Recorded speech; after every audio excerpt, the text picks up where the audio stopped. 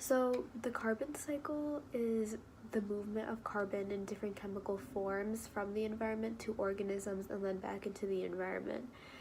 So, different compounds of carbon circulate through the biosphere, the atmosphere, and parts of the hydrosphere.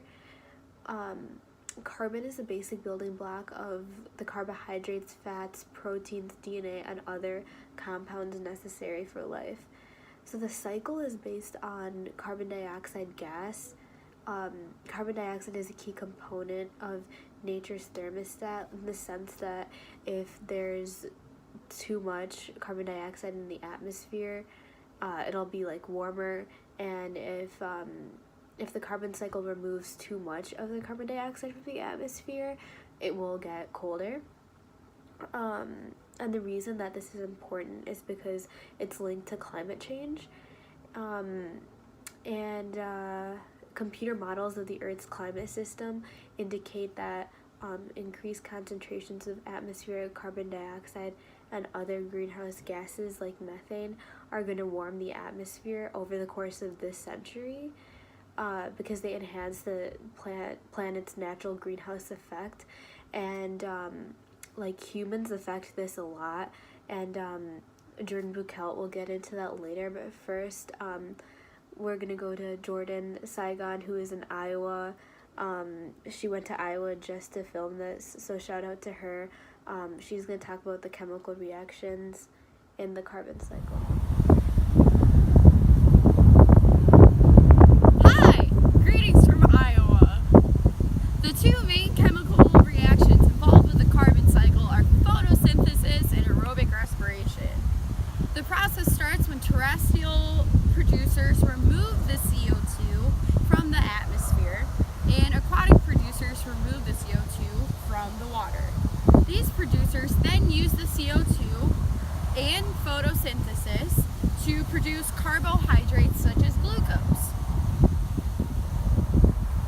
Then, to carry out aerobic respiration, the cells and oxygens, through being consumers, producers, and decomposers, create new glucose and other organic compounds.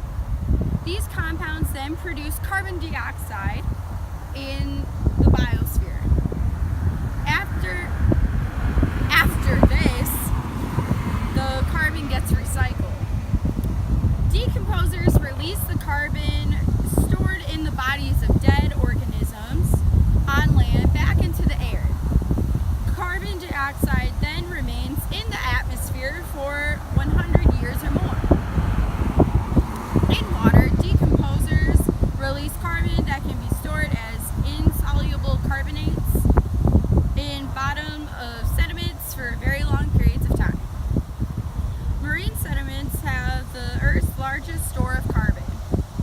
Over millions of years, buried deposits of dead plant matter and bacteria were compressed between the layers of sediment, where high pressure and heat converted them into fossil fuels, which contain carbon. An example of this would be coal, oil, and natural gas, kind of like the gas you saw that we have to use over here.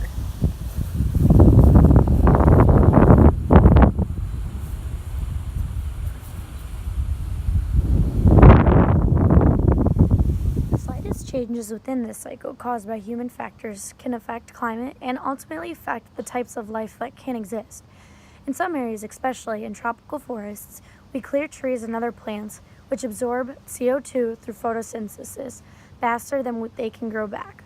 We also add large amounts of CO2 to the atmosphere by burning carbon-containing fossil fuels and wood. Small portions of these fossil fuel deposits have been exposed by air by long-term geological processes that can take place over millions of years.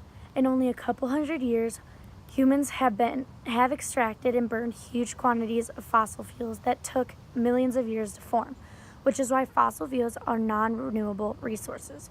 Humanity has a large and growing carbon footprint that makes up a significant part of our ecological footprints.